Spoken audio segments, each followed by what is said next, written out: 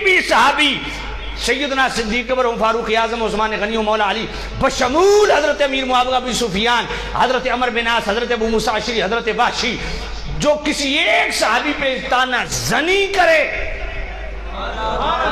میرے نبی کے صحابی پہ یا حضور کے سسرالیوں پہ وہ پکا ٹھکا زبان رسالت سے لگتی ہے۔ اور پھر سیدی آل حضرت 29ویں جلد التحبیر بباب التدبیر، اس کا آخری پیراگراف یہی حدیث ہے۔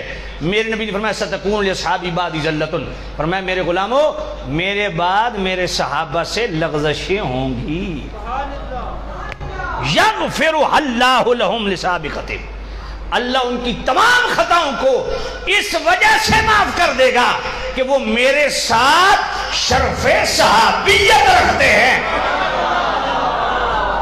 ثم یاتی من بعدکم، فرمائے قوم آئے گی جو صحابہ کے مشاجرات کی وجہ سے، ان کے باہمی نزاعات و اختلافات کی وجہ سے ان پہ زبانیں تان دراز کرے گی۔ یکبہم اللہ علی مناخرہم فی النار، یہ صحابہ پہ تانا زنی کرنے والے، میرے نبی نے فرمایا اللہ ان کو ناک کے بل دوزخ میں گرائے گا۔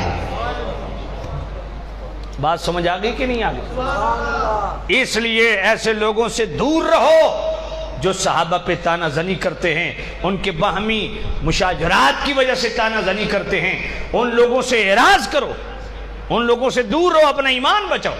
اور ابن حبان کی حدیث ہے اور فتاوی رضویہ شریف کی 24ویں جلد صفحہ جناب والا 313 پہ اعلیٰ حضرت اس حدیث کو لائے۔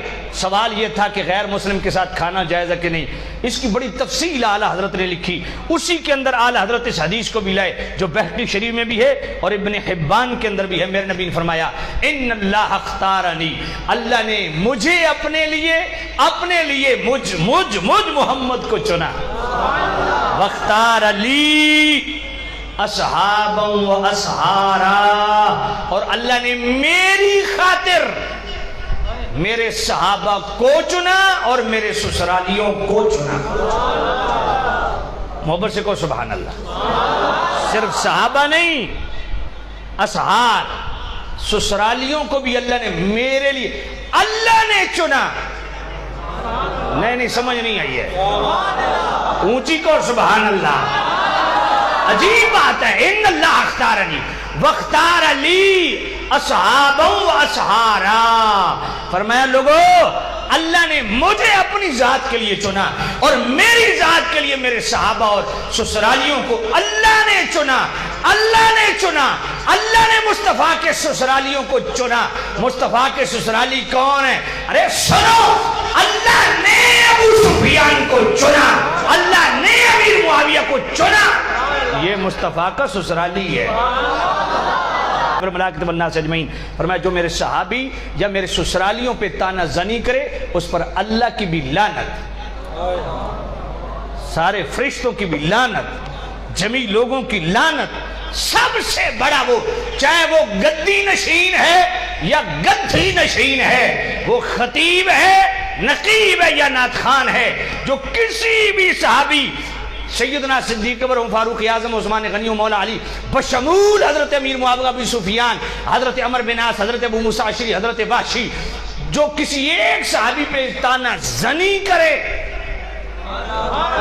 میرے نبی کے صحابی پہ یا حضور کے سسرالیوں پہ وہ پکا ٹھکا زبان رسالت سے لگتی ہے۔ بات سمجھ آ گئی کہ نہیں آگئی؟ تو اس حوالے، اور پھر اس حدیث سے آگے کیا فرمایا؟ میرے نبی نے فرمایا ایک قوم آئے گی، پہلے فرمایا ان اللہ اختارنی واختار لی اصحابا و اسحارا، فرمایا میرے صحابہ اور میرے سسرالیوں کو اللہ نے چنا، لیکن یاد رکھنا ایک قوم آئے گی، یسب، دو چیزیں، یسبونہم وینتقصونہم، فرمایا ایک قوم آئے گی جو صحابہ کے متعلق بک بک کرے گی اور ان کی تنقیص کرے گی، شان گھٹائے گی۔